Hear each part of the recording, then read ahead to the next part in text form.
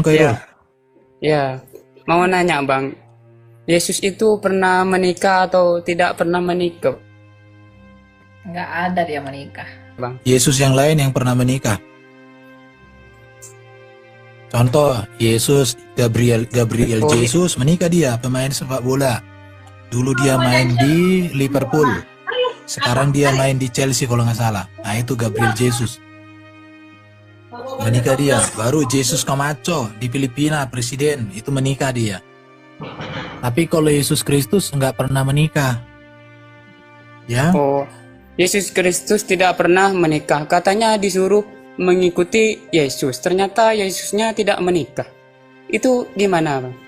ya kami mengikuti Yesus bukan tentang menikah atau tidak menikah. Karena juga di dalam Alkitab menikah di dalam ajaran Yesus ada 3 hal. Oh, Yesus mengajar juga orang untuk menikah. ya kan bingung, Jadi, Bang. jadi gini, jadi ikut Yesus berarti apa yang dilakukan Yesus harus.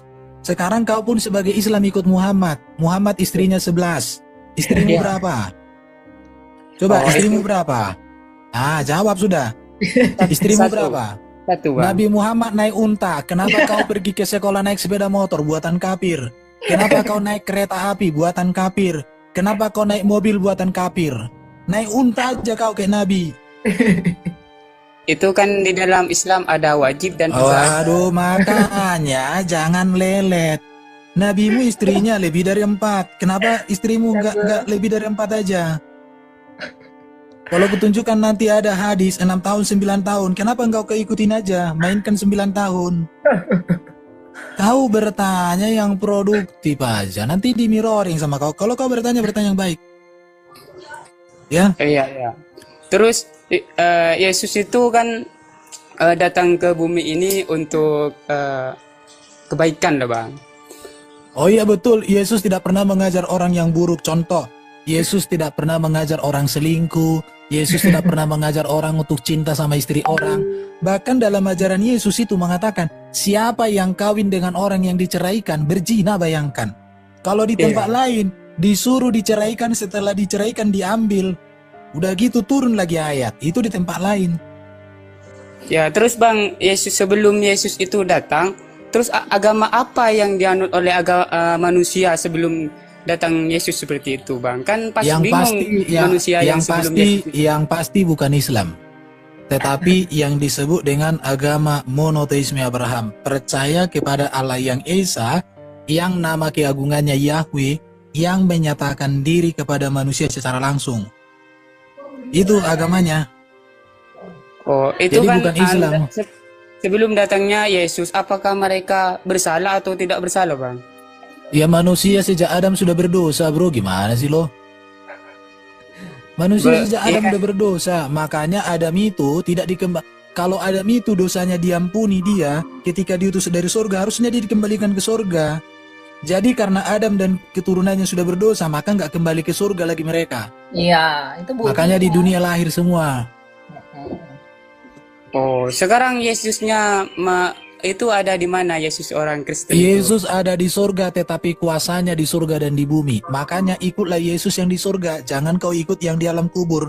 Ikutlah Yesus yang berdoa untuk keselamatanmu, untuk kehidupanmu. Jangan kau ikut kepada orang yang kau doakan. Yesus bilang iya iya, tidak tidak, seperti itu. Kalau iya katakan iya, kalau tidak katakan tidak gitu. Terus kalau Yesus lahir dari seorang ibu, kenapa kok tidak dari seorang yang kaya, raja, atau kan itu semacam penguasa Yesus? Kenapa kok harus dari seorang ibu seperti itu? Itulah buktinya Allah kami itu rendah hati dan penuh kasih. Oh, berarti Dia tak usah seorang raja dulu seperti itu dari kecil. Karena gini ya, Tuhan Yesus berkata apa dalam Yohanes 8 ayat 23? Aku bukan dari dunia ini. Maka kerajaan Yesus bukan seperti kerajaan dunia ini. Kalau kerajaan dunia ini, raja-rajanya ditinggikan di atas tahta, maka Yesus kerajaannya dia ditinggikan di atas salib. Beda kerajaan Yesus dengan kerajaan dunia ini. Jadi kenapa dia lahir dari orang sederhana? Karena Allah kami itu sederhana. Allah kami itu penuh kasih. Dia datang ke dunia ini Iya. merendahkan dirinya untuk menjadi sama seperti kami. Agar apa? Agar orang-orang miskin menerima dia. Kalau dia jadi orang yang kaya raya, mana mau orang miskin ngikut dia. Tapi karena Tuhan kami itu rendah hati, dia rela berbaring di tempat yang hina, agar orang-orang yang hina seperti kami ini dapat menerima dia di dalam kerendahan hatinya. Itu loh. Oh ya. Itu Terus Allah yang apakah sejati. seperti abang ini bisa pergi ke anu Yesus itu, Kemana? ke tempat Yesus seperti itu? Bisa nggak? Saya udah pergi ke Israel. Saya udah pergi ke Bethlehem. Oh, maksudnya tempat Yesus sekarang ini, maksudnya bisa nggak? Nggak Di bisa ya? surga. Ya bisa. Melalui siapa? Melalui Yesus. Kan Tuhan Yesus berkata, tak seorang pun yang pergi yang kembali ke surga selain daripada yang telah datang selain daripada yang telah turun dari surga. Jadi agar kami bisa ke surga, kami hanya percaya kepada satu-satunya yang telah turun dari surga, yaitu Yesus Kristus. Nggak mungkin kami percaya kepada, mohon maaf ya, nabi yang mati membusuk misalnya. Nggak mungkin kami percaya kepada dia untuk bisa sampai ke surga. Nggak bakal ke surga kami. Gitu. Berarti penguasa semuanya ini adalah Yesus seperti itu ya? Betul. Yang mempunyai Manusia kekuatan itu Yesus seperti itu. Yang mempunyai kekuatan semuanya. Betul. Nah, Terus kalau abang itu bergerak, ya, itu kan mempunyai kekuatan. Apakah itu kekuatan Yesus juga, Bang? saya diciptakan oleh kekuatan Yesus. Kekuatan Yesus memberikan saya kekuatan. Ya, Oh, justru berarti ada dua kekuatan, Bang. Kekuatan abang dan kekuatan Yesus. Enggak. Bagaimana, Bang? Justru karena Tuhan saya itu kuat, makanya dia menciptakan manusia yang punya kekuatan. Oh, manusia juga mempunyai kekuatan seperti Ya, itu. saya punya kekuatan masing-masing dong, punya kelemahan juga, gitu loh. Katanya Yesus yang paling mempunyai kekuatan semuanya seperti itu. Ya, Kenapa kok memberikan- manusia? Dia justru bukti kekuatan Tuhan Yesus, bukti kemahakuasaannya adalah menciptakan manusia. Yang menciptakan manusia punya tangan, punya kaki itu kan Tuhan. Yang memberi energi kan Tuhan dengan kuasa hidup yang dari Dia. Cuma karena manusia udah berdosa, maka rusak itu rancangan Allah di dalam manusia yang berdosa. Makanya solusi satu-satunya adalah percaya kepada Kristus agar kembali kepada kekekalan itu.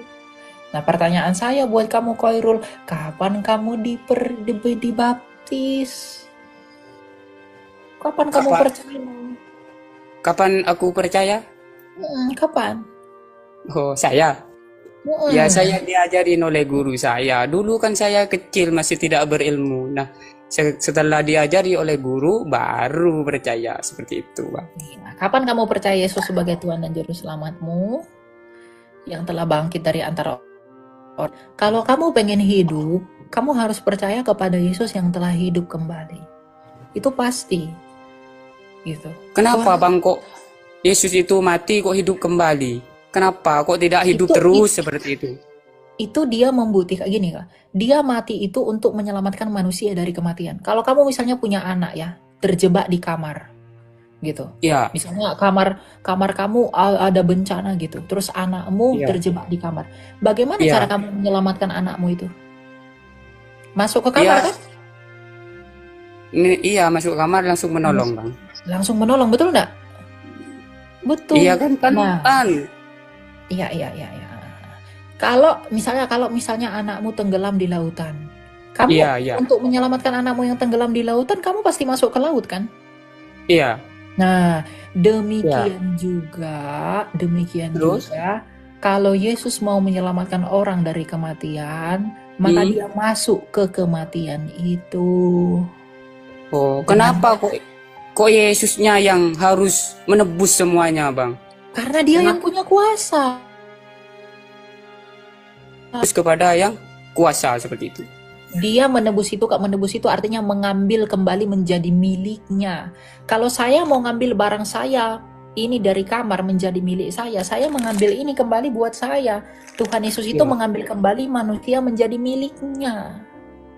Oh, berarti kalau umat-umat Yesus di sini sudah tidak berdosa lagi seperti itu. Kami tetap berdosa, tetapi Tapi iman sudah kami diambil. Yang diambil dosanya. itu kami yang diambil, bukan dosa kami. Kami yang diambil dari kuasa dosa, yaitu kematian.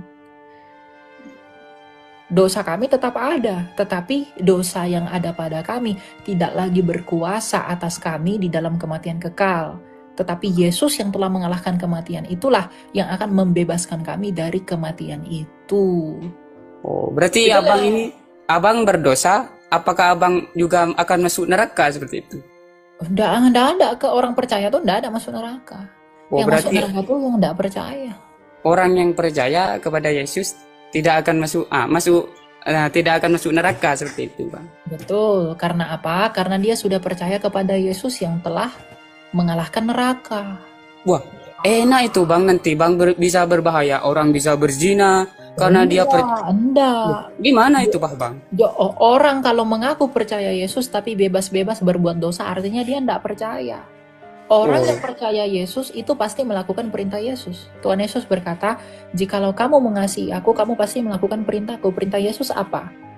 Harus meninggalkan dosa-dosa, hidup di dalam kasih. Itu perintah Yesus. Jadi kalau ada orang mengaku percaya Yesus tapi dia tetap hidup dalam dosa, berarti dia tidak percaya. Oh, berarti dia tidak percaya dan masuk neraka seperti itu. Iya, berarti karena dia bukan orang percaya. Tuhan Yesus kan bilang apa? Dari buahnya lah kamu dikenal, Matius 7. Oh, berarti banyak orang yang percaya tapi banyak yang mendustakan Yesus seperti itu. Enggak ada orang percaya. Kalau orang percaya enggak akan mendusta Yesus. Kalau ada yang berdusta sama Yesus berarti dia enggak percaya. Kadang kan bilang saya itu agama Kristen tapi kelakuannya buruk seperti itu kan berarti dia nggak percaya. Berarti dia nggak percaya. Ya, mereka cuma percaya di mulut tapi di hati tidak percaya seperti itu ya, Bang. Iya. Jadi KTP aja gitu loh. Oh, itu mereka berarti Makanya kamu harus percaya Yesus. Kamu tidak perlu dicuci, di blender, di laundry, jadi medium rare, baru masuk surga. Jangan. Kamu perlu diselamatkan jiwamu. Jangan bangun rumahmu di atas pasir, bangunlah di atas batu karang. Oh, maksudnya Bang, pasir dengan karang itu gimana? Saya agak ngerti, Bang. Bangun rumah dia. Kamu yakin ada nggak kepastian keselamatan di dalam iman kamu? Iya, tapi kan diajarkan siapa yang mau selamat, maka ikutilah Nabi Muhammad SAW itu, Bang. Iya, apa jaminannya kamu diselamatkan? Iya, jaminannya saya kan disuruh berbuat baik, Bang. Maksudnya jaminan itu surga seperti itu, Bang. Kalau jaminan Yesus gimana, Bang? Wah, dia telah bangkit dan hidup kembali. Jaminannya?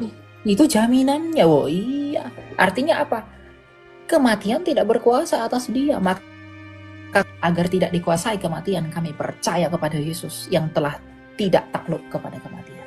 Kalau kamu percaya, kamu diselamatkan, apa buktinya? Gitu. Tidak ada kan? Kalau Yesus, dia telah bangkit dari kematian. Betul ya? Oh, ya. Ini Khairul Anam ini makan Madura. Kenapa, Bang? Enggak. Soalnya hampir sama. Oke, Khairul Anam kita ganti ya. Silakan Khairul Umam. Silakan Khairul Umam, mau tanya apa? Khairul Umam mau tanya apa? Yesus kan bisa menghapus dosa-dosa umatnya ya. Emang dosa Yesus bawa tipek kok menghapus.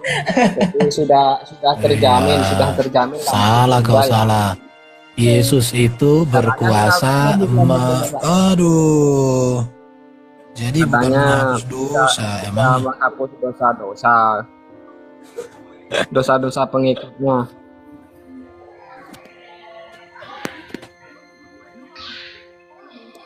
Gimana itu kata Mekana sudah dihapus dosa-dosanya itu bisa di tahu orang mau jelaskan kau nggak mau dengar gimana sih lo? Jadi Yesus itu berkuasa menebus manusia dari kutuk dosa. Ingat itu, apa itu dosa? Manusia terpisah dari Allah. Manusia mati, manusia rusak hancur, manusia dikuasai oleh dunia. Jadi Yesus datang supaya manusia yang mati karena dosa memiliki hidup kekal. Supaya manusia yang terpisah dari tangan Allah, supaya manusia yang dikuasai oleh dunia, di dalam Yesus manusia mampu mengalahkan dunia. Itu arti penebusan. Ya. Iya, Jadi katanya sudah penebusan itu bisa artinya ditebus didekatkan dosanya. atau diambil kembali. Ya. Jadi jangan jangan kau aneh-aneh. Kalau Berarti bertanya, kan jangan kalau mau berarti. berbuat dosa. Kau ngerti nggak? Bertanya aja, jangan bilang berarti. Lucu kau, jangan bilang berarti. Ya, tidak ada di sini berarti. Pertanyaan itu apakah, bagaimana, di mana. Berarti itu menyimpulkan. Iya, kau disuruh bertanya berarti. Bertanya aja, bro. Astaga. Oke. Pak Erben, kita selain memberitahu Alkitab, ternyata kita mengajari bahasa Indonesia. Memang iya. Jadi harus belajar ini budi. Oke, kita naikkan dulu. Astaga. Lanjut. Halo. Ya, bentar ya. Lihat dulu siapa yang mau bertanya nih. Iya boleh. Oke, silakan sekarang siapa nih? Apa Ki 1000? Mau tanya nggak apa Ki 1000? Selamat Ya, siang. silakan. Yang lain diam ya. Selamat Jadi siang kita mulai. semuanya. Ya, selamat siang. Mau tanya apa, Pak? Iya Bang, saya mau tanya hal yang paling mendasar sekali. Apa sih Yesus itu dianggap Tuhan? Ini, silakan Elia. Mana ada dia Yesus dianggap Tuhan? Allah. Dia Allah. karena memang dia Tuhan. Dia Tuhan. Jadi kita bukan karena anggap orang dia mengaku Tuhan. Malaikat juga mengatakan dia Tuhan. Tuhan. Murid-muridnya Oke, juga mengakui dia Tuhan. Semua orang mengakui dia Tuhan. Jadi bukan karena kita ngaku-akui. Memang kenyataannya demikian. Oke, baik. Terus bagaimana dengan isi Yohanes 50 ayat 30? Mana ada Itu- Yohanes 50 ayat 30. Yohanes saja hanya sampai Yohanes 5, 21. sorry. Yohanes 5, Yohanes 21. Aduh. Yohanes 5 ayat 30. Oh. Aku tidak dapat berbuat apa-apa dari diriku sendiri. Ya betul ayat itu. Iya. Aku menghakimi sesuai dengan apa yang aku dengar. Dengar dulu. Iya, sampai saya sudah habis. baca, sudah ditanya Islam itu lebih dari 100 kali sama saya. Jadi udah betul ayat Iya. itu. Terus kenapa masih dianggap kan dia utusan di situ? Iya betul. Jadi Yesus itu Tuhan yang diutus oleh Allah Bapa. Betul. Karena bagi orang Kristen Tuhan dengan Allah beda artinya. Tuhan itu kalau bahasa Inggrisnya Lord, artinya penguasa. Kalau Tuhan dalam bahasa Maduranya itu pangeran. Kalau bahasa Jawanya Gusti. Jadi Gusti Yesus diutus oleh Allah Bapa. Betul sekali. Allah Bapa mengutus Firman menjadi manusia. Bukan Allah Bapa jadi manusia. Jadi Tuhan sama Allah itu beda. Ya Tuhan dengan Allah beda. Kalau Allah bahasa Inggrisnya God. God. Kalau bahasa Inggrisnya Tuhan Lord. Bahasa Jawanya kalau Tuhan Gusti. Bahasa Jawa Allah. Oke, Kan udah oke. kujelaskan tadi, Tuhan dengan Allah beda. Tuhan itu artinya penguasa, Tuhan atau Lord, Gusti atau Robbi. Tapi kalau Allah itu artinya Sang Ilahi, Sang Sesembahan. Itu. Oke, baik. Beralih lagi ya. Nah, Bagaimana udah tanya lagi. Ya, bagaimana dengan isi Ulangan 24 ayat 16? Ya, pasti Allah bukan manusia. Memang betul Allah bukan manusia. Nggak dikatakan Tuhan bukan manusia Makanya kan? dia menjadi manusia karena dia bukan manusia. Bukan Iya. itu, Bang, bukan itu, Bang. Maksud saya, Jadi mana? kenapa Yesus itu harus disalib? Itu Lari lagi. Pertanyaannya, kenapa Yesus harus disalib? Yang pertama, supaya di salib itulah Yesus menyatakan ketaatan yang sempurna. Karena dikatakan di dalam Alkitab kami, oleh ketidaktaatan satu orang, maka semua orang telah berdosa. Maka oleh ketaatan satu orang, maka semua manusia dibebaskan, dimerdekakan dari kutuk dosa. Diselamatkan oleh ketaatan Yesus. Itu. Yang Berarti kedua, korban- Yesus, diam dulu dong. Yang kedua, Yesus harus mati supaya darahnya menggenapi seluruh kurban untuk pendamaian pengampunan dosa yang ada sejak zaman Adam sampai Yohanes Pembaptis. Yang ketiga, Yesus harus mati supaya Yesus berhadapan dengan maut dan dia mengalahkan maut itu dan dia membangkitkan orang-orang dari alam maut untuk masuk Firdaus. Dan kemudian Yesus juga bangkit dengan tubuh mulia sebagai dasar jaminan bahwa ada hidup kekal dengan tubuh kemuliaan di surga. Itu esensinya. Paham ya? Kalau Iya. Yesus tidak mati, bagaimana dia mengalahkan maut? Kalau Berarti- Yesus tidak mati, bagaimana dia menyatakan ketaatan yang sempurna? Berarti Yesus itu korban dong? Jangan bertanya aja, jangan berarti. Enggak. Bertanya Berarti aja. Iya. Yesus berarti dia korban lah untuk menebus dosa-dosa semua umat manusia. Korban dia. itu artinya jangan kau bikin kayak korban perasaan, korban pembunuhan, bukan. Kurban itu tahu artinya kurban. Kurban itu karub. Korban itu artinya didekatkan. Jadi darah Yesus, darah yang tak berdosa itu, itulah yang berkuasa mendekatkan, menebus kita untuk kita mendekat kepada Allah. Kenapa? Karena umat Israel di dalam perjanjian lama, mereka mendapatkan perkenanan Allah lewat darah yang dikurbankan, dipercikan di atas tabut perjanjian. Bahkan Adam pun berkenan kepada Allah, karena Allah sendiri yang menyediakan kurban untuk Adam. Makanya Adam diberikan pakaian dari kulit binatang. Kenapa pakaian dari kulit binatang? Ada kurban untuk mengampuni Adam. Habel juga ketika dia mendekat kepada Allah, dia mempersembahkan kurban. Ada darah sebagai pendamaian untuk Habel kepada Allah. Nuh juga mempersembahkan kurban dari hewan. Kenapa? Lewat darah hewan itu, darah kurban itu, Nuh mendapatkan perkenanan Allah. Apalagi Musa ketika membawa bangsa Israel keluar dari Mesir, ada tanda darah pada setiap pintu. Supaya darah yang ditaruh di atas pintu itulah menjadi penebusan keselamatan bagi Israel, sehingga tidak terjadi bagi mereka kematian anak sulung, manusia dan hewan. Bangsa Dan Israel bukti- itu. Dan bukti Jadi bahwa begini, ntar sedikit lagi kalimatnya. Jadi kalian tidak mengerti hukum kurban. Kenapa? Karena bagi kalian kurban itu potong sapi, potong kambing di halaman gereja, di halaman rumah ibadah kalian, di halaman sekolah atau di halaman langgar. Terus dagingnya dibikin jadi soto, jadi sate, jadi bakso. Itu kalau di Alkitab, kurban itu artinya darah yang tercurah sebagai tanda perjanjian dan pendamaian. Bukan potong kambing, potong sate, jadi sate, jadi bakso, jadi capcay. Bukan. Gitu. Oke, lanjut lihat. Tadi mau bilang apa? dan buktinya bahwa kematian Yesus itu mendekatkan manusia dengan Allah. Ternyata ketika Yesus disalibkan, tirai penghalang ruang suci dan ruang maha suci itu dirobek oleh Yesus. Artinya tidak ada lagi penghalang antara Allah dengan manusia. Begitu. Ya. Oke, lanjut Pak Erwin. Oke. Terus kayak mana dengan bunyi dari ini Ulangan 24 ayat 16? Kenapa Yesus itu harus mengorbankan diri? Siapa yang merencanakannya? Mengorbankan diri. Ya dia mengizinkan dirinya untuk dibunuh oleh orang-orang yang mau membunuh dia. Jadi Dia gini. mengizinkan. Dengar dulu.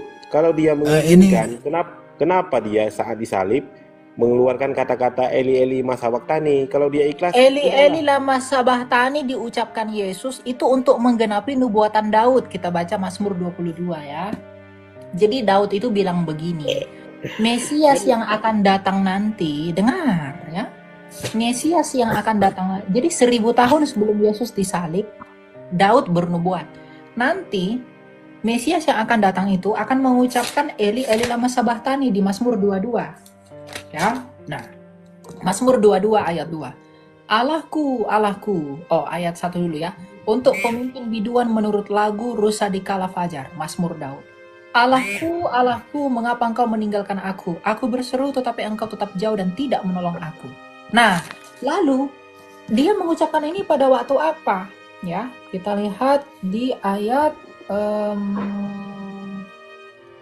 di ayat 17-nya ya. Udah. Sebab anjing, dengar dulu ya. Di ayat 17-nya dikatakan, sebab anjing-anjing mengerumuni aku, gerombolan penjahat mengepung aku, mereka menusuk tangan dan kakiku. Jadi Daud ini mengatakan, nanti Mesias itu ketika tangan dan kakinya dipaku, ketika orang-orang jahat mengerumuni dia akan mengatakan Eli Eli lama sabachthani. Maka Tuhan Yesus ketika di kayu salib, dia mengonfirmasi apa yang dimaksud oleh Daud 1000 tahun sebelumnya. Dengan berkata Eli Eli lama sabachthani, Tuhan Yesus sedang memberitahu kepada seluruh orang di masa itu bahwa akulah yang dimaksudkan oleh Daud itu. Gitu loh, ya. Ya. Oke, ini belum terjawab. Siapa yang merencanakan? Merencanakan apa? Yesus itu harus disalib. Ya orang Yahudi yang pengen menyalib dia. Enggak, kan ada ketentuan katanya.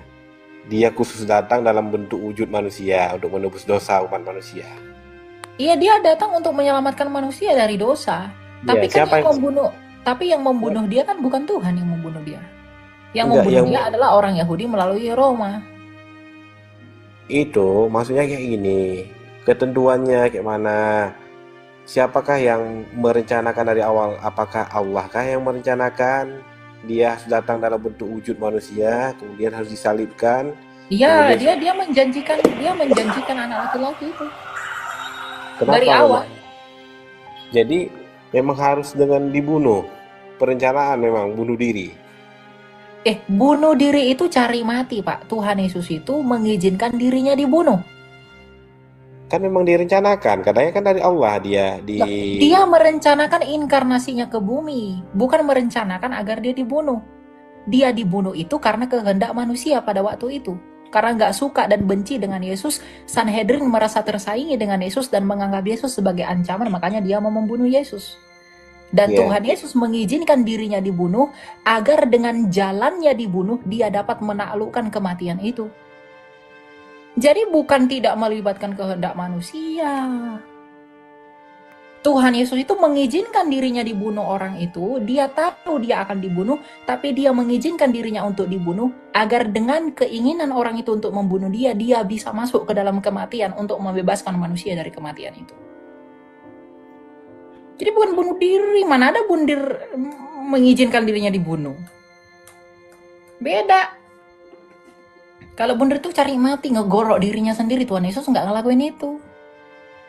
Ya, beda ya. Terus dengan Yesus sudah mati di kayu salib, dosa-dosanya semua hilang ini. Bagaimana? Kuasa dosa dikalahkan, 1 Korintus 15.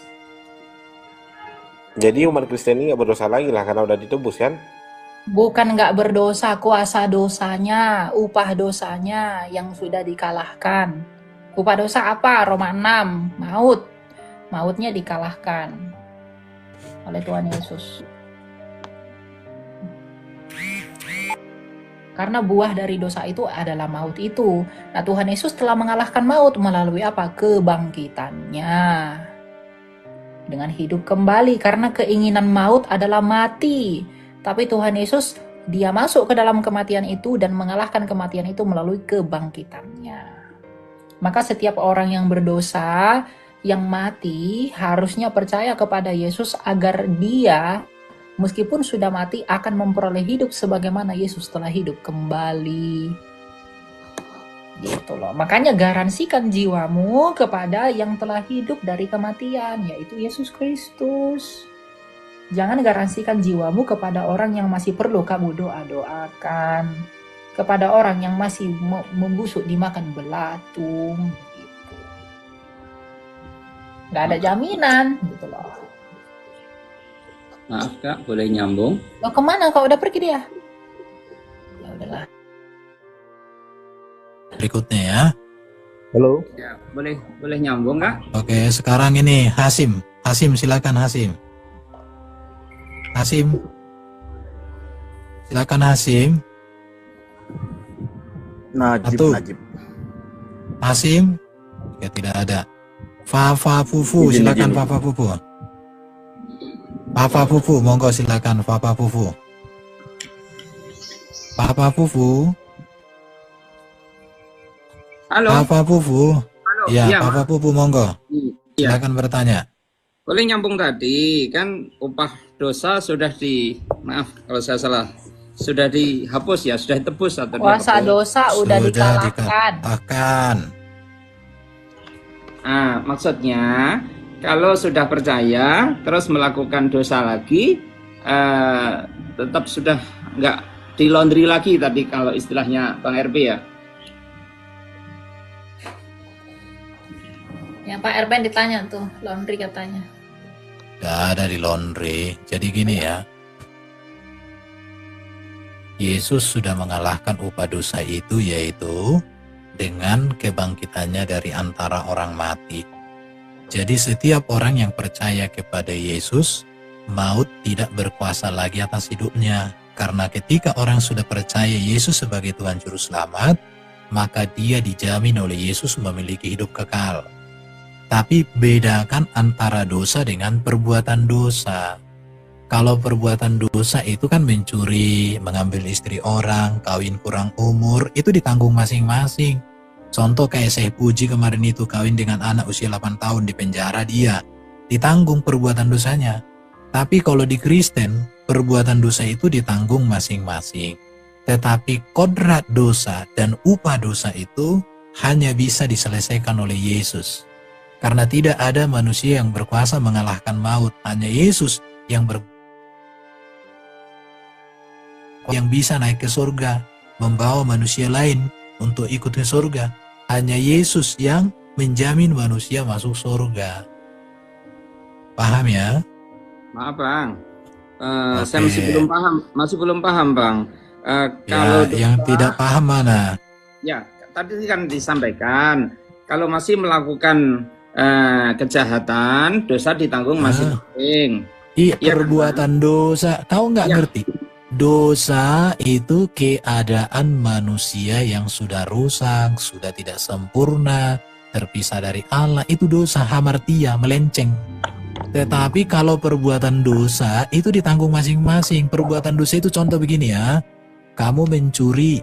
Ya kalau kau mencuri kau tanggung sendirilah. Kau masuk penjara. Gitu. Kalau kau memperkaos penjara 20 tahun. Kau merampak. Kau penjara 15 tahun. Jadi perbuatan dosa itu tanggung masing-masing. Tapi Maksudnya? kalau kodrat dosa hanya ditanggung, diselesaikan, dipulihkan, diampuni, ditebus oleh Yesus. Maksudnya kalau perbuatan dosa tetap tidak diampuni, tetap tanggung masing-masing. Tanggungannya itu Dengar dulu. Kalau kau berbuat dosa, kau datang minta ampun, kau diampuni. Tapi konsekuensi dosamu itu kau harus tanggung. Tidak bisa kau ibaratnya, kau ambillah ibaratnya istri orang. Terus kau datang sama Yesus. Yesus ampuni aku ambil istri orang. Iya, Yesus bilang kau bertobat. Bertobatlah sebelum engkau mati. Kata Yesus, diampuni. Tapi konsekuensi kau mengambil istri orang itu, kau harus dilapor ke polisi, atau kau digebukin suaminya, atau kau dimasakan. Tetap konsekuensi perbuatan dosa itu kau tanggung di dunia ini. Tapi kalau kau mohon ampun, tetap ada pengampunan bagimu. Jadi kau harus bedakan pengampunan dengan konsekuensi perbuatan. Bukan berarti kalau diampuni dosamu, tiba-tiba kau merdeka bebas. Enggak. Konsekuensi dosamu tetap berjalan. konsekuensi dosa itu apa Bang? Tetap neraka atau sudah pengampunan? Aduh, udah dibilang. Kalau di kita, kalau kau mati di dalam dosamu, ya kau nggak mengalami keselamatan. Tapi kalau kau mati setelah kau menyadari dosa-dosamu, maka pengampunan ada bagimu. Ini Bang RB, maaf ya. Kan Oke, turun. Dadah. Nggak nyambung. Oke. Selamat siang, Pak Erben. Ya, silakan bertanya. Ya, boleh. Jadi gini Pak Erben, bagaimana kalian bisa menuhankan suatu sosok yang baru lahir di abad pertama? Oke, Elias silakan. Ya, emang kenapa Pak? Malaikat menyebut dia malaikat. Malaikat menyebut dia Tuhan. Kami menuhankan dia. Menurut dia? Menurut Menurut Yesus siapa? Ya dia Tuhan juga. ada dalilnya, Kak.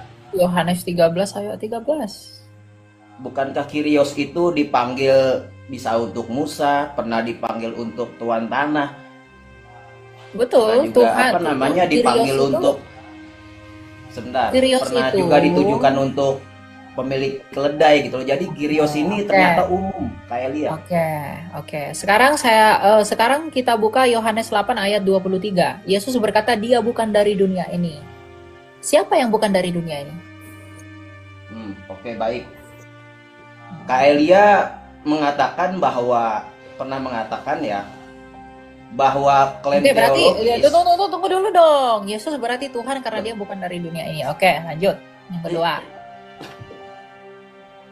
Yang kedua apa? Siapa yang mengatakan Tuhan? Dia adalah, kan saya katakan dia bukan dari dunia ini. Saya tanya kamu, yang bukan dari dunia ini siapa kalau bukan Allah? Saya tanggapi boleh? Boleh, silakan. Oke, baik. Jadi Kak Elia ini pernah mengatakan bahwa klaim teologis itu akan patah dengan fakta sejarah, betul nggak? Betul. Pertanyaan saya, secara fakta sejarah, Yesus baru ada abad pertama atau dia sudah ada sebelum dunia ada? Oke. Secara fakta sejarah ya. Secara fakta sejarah yang bisa dilacak oleh historis itu karena inkarnasinya. Tetapi permulaan Kristus dalam keilahiannya itu sudah ada bersama Bapaknya sejak kekal. Nah, sekarang saya tanya, ketika Tuhan Yesus berkata, "Aku sudah ada sebelum dunia ini ada," bisa nggak sejarah menjangkau sebelum dunia ini ada? Bukankah Kak Elia yang mengatakan Iya, justru asumsi gini. klaim teologis itu Klaim akan patah teologis. dengan fakta sejarah? Justru Itu kan karena ketika sebentar. dengar dulu. Justru Oke, baik. karena gini. Yang bisa dicatat dan yang dijangkau oleh sejarah adalah peristiwa sejarah. Jadi ketika Yesus mengatakan kalau dia itu sudah berada di dalam Bapaknya sejak kekal, bisa nggak itu dijangkau sejarah? Tidak bisa. Ya udah. Nah, Berarti bukankah kamu sebentar? yang saya Bukankah pernyataan Kak Elia ini kalau klaim teologis itu bertentangan dengan fakta historis, itu tidak bisa diterima. Misalnya, klaim teologi kami yang didasarkan pada sejarah, bukan klaim teologi yang tidak didasarkan pada sejarah. Jadi ada klaim teologi yang secara metafisis dinyatakan oleh Allah, yang tidak dijangkau oleh sejarah, seperti pengakuan Yesus tadi. Ada klaim teologi yang memang lahir dari dalam sejarah. Misalnya, ketika Yesus mati di kayu salib, itu peristiwa historis. Maka klaim teologi yang dilahirkan dari fakta historis ini, itu tidak bisa dibantah. Misalnya, ketika kami percaya Yesus itu mati untuk menebus manusia dari dosa. Betul nggak sih Yesus mati? Nah, kita buktikan Yesus mati atau enggak, itu benar atau enggak. Karena dia mati atau enggak, itu peristiwa sejarah. Jadi, kamu harus tahu scope argumentasi saya yang mengatakan bahwa kalau pandangan teologis bertentangan dengan fakta historis, itu tidak akan diterima. Tetapi klaim teologis yang lahir dari peristiwa historis, bukan klaim teologis yang tidak lahir dari peristiwa historis. Makanya saya tanya kamu, ketika Yesus mengatakan dia ada di dalam Bapa sejak kekal, itu bisa dijangkau oleh histori nggak? Nggak bisa, Oke, berarti baik. nggak bisa kamu masukkan. Baik, saya tanggapi ya. Jadi di sini kan ada dua pendapat ya, ada dua ilmu yang menceritakan tentang hal yang sama, ya kan? Jadi Ilmu apa? Yesus lahir di abad pertama, ya kan? Nah, yang kedua, Yesus sudah ada sebelum dunia ada gitu loh, sebelum Abraham jadi. Orang Kristen banyak mengatakan itu gitu kan. Nah, ini kan dua hal yang menceritakan hal yang sama tentang eksistensi Yesus, betul kan?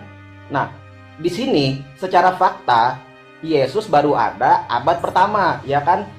Berdasarkan pendapat kamu bahwa klaim teologis itu akan kalah dengan fakta sejarah, maka Justru dari kamu itu, yang tidak mengerti eksistensi Yesus yang bisa dijangkau oleh sejarah, yaitu yang dalam keadaannya sebagai manusia itu. Ketika Ya ini Yesus kan, ya mengatakan, itulah fakta, betul. dengar dulu.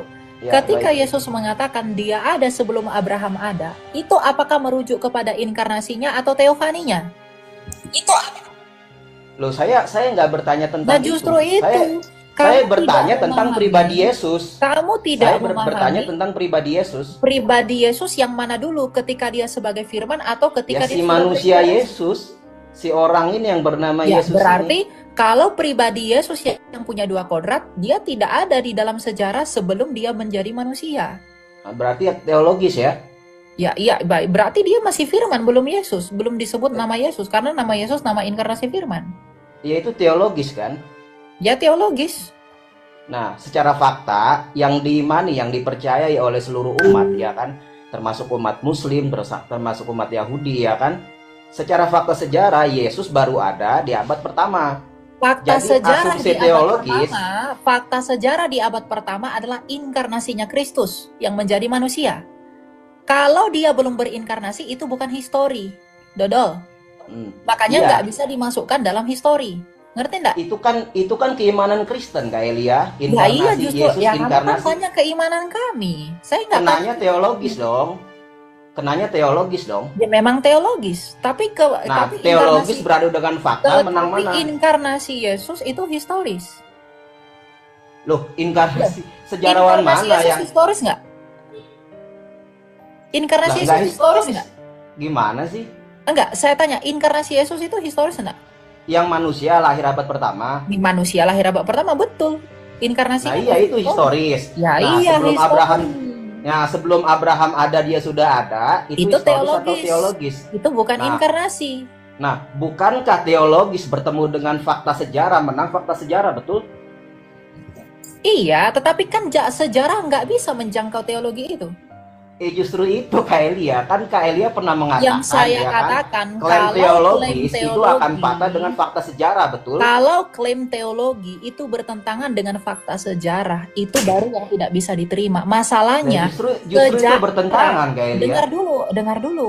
Yang saya katakan, kalau klaim teologi bertentangan dengan fakta sejarah, itu nggak bisa dibenarkan. Masalahnya, sejarah itu tidak bisa menjangkau klaim teologi kami, yaitu sebelum inkarnasinya Kristus. Jadi bagaimana mungkin kamu gunakan sebagai standar? Kalau saya katakan Ya, justru. begini, apa bukti Allahmu dari kekekalan? Mana data sejarah Allahmu dari kekekalan? Loh, saya kan nggak saya nggak Enggak, saya kamu cuma menggunakan standar. mengkomparasi. Loh, Ya, saya kamu- cuma kamu kan mengkomparasi menyalahgunakan iman Kak Elia dengan standar. perkataan Kak Kamu Elia. Kak Elia menyalahgunakan pernah. standar yang saya gunakan. Kamu menyalahgunakan dan memplesetkan narasi saya.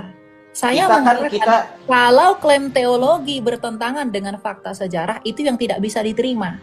Oke, Yesus lahir di teologi, abad pertama, fakta atau teologi? itu fakta sejarah. Fakta sejarah, Yesus sudah ada sebelum Abraham jadi, itu Itu fakta teologis. sejarah atau teologi? Itu teologis. Nah, berarti menang mana? Menang Bertentangan mana? nggak itu? Bertentangan nggak itu? Lah bertentangan. Oh, tidak bertentangan karena Loh, firman itu. fakta sejarah dia Saya lahir di abad mengatakan pertama. ketika Yesus, Secara ketika teologi. Yesus Gini, menjadi gini. manusia, Dia sudah Elia, ada sebelum Abraham ada. Bertentangan Saya dong. aja Bentar. mau nanya. Jadi bentar. Jadi kalau kau Islam yang benar, kalau kau tahu bahwa Muhammad itu nur Allah, kau sudah selesai. Nur Muhammad itu sudah ada sejak kekal, tapi Muhammad itu baru lahir 571. Kau pernah dengar nggak Tentangnya Muhammad ke itu nur Muhammad sih Allah? Kak Erben. Iya, Jangan makanya nyebrang kalau dulu ke Nur Muhammad. diam. Jangan ketawa. Jadi kalau di Islam itu Nur Muhammad itu ada di dalam kekekalan. Tetapi Muhammadnya baru lahir 571 kan. Kalau di Kristen firman Allah itu kekal. Tetapi tubuh manusia Yesus itu baru ada di tahun 3 Masehi saat dikandung dan dilahirkan. Itu paralelisme teologi. Jadi kau macet. Jadi Yesus itu duinatur. Keilahian Yesus itu kekal, kemanusiaan Yesus itu imanen. Jadi kau harus tahu, ya jangan kau benturkan keilahian Yesus dengan kemanusiaan Yesus. Sama seperti Muhammad, jangan kau benturkan tubuh Muhammad dengan nur Allah. Kalau Muhammad itu nur Allah suci enggak? Nabi Muhammad suci nggak? Nanti kau repot kau di situ. Kenapa ke Nur Muhammad? Kan yang bikin standar Iya, itu saya kayak dia ya, bukan membangun, saya ya. saya membangun paralelisme teologi untuk membuka Saya nggak wahana setuju dengan berpikir. pendapat itu, KRB. Oke, jadi Kaelia menurut kau, mengatakan, ya kan, bentar fakta dulu, sejarah. kau percaya nggak Nur Muhammad itu ada sebelum jadi manusia ada? Jawab dulu, percaya nggak kau kepada Nur Muhammad itu? Nah, saya di mute dari tadi ya. Kok Iya, Nur jawab dulu. Muhammad ini aja belum selesai ya dari Sudah Kesalahannya selesai. dia, Silakan. kesalahan dia ini Pak Erben tidak mengerti narasi saya. Jadi ketika saya mengatakan klaim teologi yang bertentangan dengan fakta sejarah, itu nggak benar. Masalahnya, ada nggak fakta sejarah Yesus sudah ada di dalam Bapa? Kan enggak ada. Jadi bisa nggak masuk? Nggak bisa. Ngerti nggak Oke, sih saya kamu maksud tanggapi. saya? Ngerti Saya nggak? mengerti Kaelia. Saya Ya mengerti, udah, saya kalau tanggapi udah ya. mengerti, kalau udah mengerti Ya, jangan sebentar. ngeyel. Saya Sebentar. menarasikan- Saya nggak ngeyel. Saya menarasikan Saya klaim nggak ngeyel. teologi kalau bertentangan dengan fakta sejarah. Masalahnya, kamu mengatakan sebelum Abraham ada, ketika Yesus sudah ada di dalam kekekalan bersama Bapa. Itu dijangkau sejarah nggak itu? Ada nggak fakta sejarahnya itu? Enggak Ya, ada. karena itu Kalau klaim enggak teologis. ada, kalau enggak ada bukan berarti bertentangan. Karena yang bertentangan itu ada. Ngerti nggak maksudnya? Aduh, gimana sih Kaelia? Kaelia mengatakan, ya kan, apabila klaim teologis itu bertentangan dengan sejarah. Jangan buat narasi saya. Saya yang membuat narasi saya. Klaim teologi kalau Ada kok bertentangan. yang mengatakan seperti itu. Klaim begini. Klaim teologi kalau bertentangan dengan fakta sejarah. Ya, iya. Bertentangan dengan fakta sejarah. Fakta sejarah, Yesus lahir abad pertama, ya kan? Betul. Klaim Ya, teologisnya, dia sudah ada sebelum Abraham ada. Ini kan Ya, bertentangan. yang mana bertentangan? Jadi yang benar itu fakta sejarah atau si asumsi teologis ini. Kan nggak mungkin dong secara fakta teologis dua-duanya benar. Justru pandangan teologi itu dikonfirmasi oleh fakta histori. Misalnya, ketika pandangan teologi kami, Allah menjanjikan anak laki-laki kepada Adam yang lahir dari perempuan. Itu pandangan teologi. Maka dikonfirmasi di dalam fakta sejarah Yesus Kristus yang hanya lahir dari perempuan. Ketika pandangan teologi mengatakan Mika menubuatkan anak laki-laki, itu nanti lahirnya di Bethlehem, di daerah Migdal Eder, Bethlehem dekat Migdal Eder, maka lahirlah anak laki-laki, mengonfirmasi histori, mengonfirmasi teologi itu. Ketika Yesaya 500 tahun mengatakan nanti juru selamat itu akan tergantung di kayu salib di antara dua orang penjahat, dan dia akan mati bukan oleh karena kesalahannya tapi oleh karena pelanggaran-pelanggaran kita.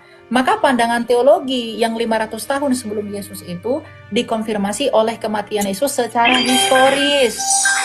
Lalu Daud mengatakan 1000 tahun sebelum Yesus. Daud berpandangan teologi bahwa nanti Mesias yang akan datang itu akan mengucapkan Eli Eli lama sabachthani dalam Mazmur 22 ketika tangan dan kakinya dipaku. Maka secara historis pandangan teologis itu dikonfirmasi oleh Daud melalui apa? Kematian Yesus ketika dia berseru Eli Eli lama sabachthani. Ngerti enggak? Baik, saya tanggapi. Saya nggak bertanya tentang peristiwa penyaliban, ya kan, dan lain sebagainya, Kak Elia. Yang saya tanya tentang keberadaan Yesus, gitu loh. Kak Elia mengatakan bahwa klaim teologis itu didukung dengan fakta sejarah, betul? Klaim teologis dari Yesus, dia sudah ada sebelum Abraham ada. Fakta sejarahnya, dia baru ada abad pertama. Ini kan bertentangan antara fakta sejarah dengan... Kau diam, berarti telingamu nggak berguna. Saya dari tadi ku bilang. tanya, Bang. Bentar. Dari tadi udah dijelaskan, Yesus itu firman Allah. Firman Iya. Allah yang menjadi manusia. Tuh, kemanusiaan Yesus itu lahir tahun 4 sebelum Masehi. Ya. Tapi keilahian Yesus itu sebagai firman kekal. Nah, Jadi kalau Yesus antara fakta mengatakan dengan teologis di sini kan beradu. mana ada fakta berengat teologis? Ada. Oh, belum selesai orang ngomong, udah ngomong kau. Dengarkan. Kemanusiaan Yesus itu dikandung di dalam rahim Maria tahun 4 sebelum Masehi. Tetapi keilahian Yesus itu sebagai firman kekal. Jadi kalau Yesus berkata sebelum dunia ada aku sudah ada, pertanyaannya yang mana yang ada? Hakikat ilahi Yesus itu sudah ada. Makanya di dalam Yohanes 1 ayat 14, firman menjadi manusia. Sebelum menjadi manusia, dia ada sebagai firman yang kekal di dalam diri Allah. Ketika Yesus berkata, sebelum dunia ada, aku sudah ada, salah. Benar, karena firman Allah sudah ada di dalam diri Allah, dalam kodrat, dalam hakikat kekal. Udah selesai. Ya, saya Oke, sekarang baik. yang mau nanya. Baik, saya tanggap. Gak nyampe otakmu.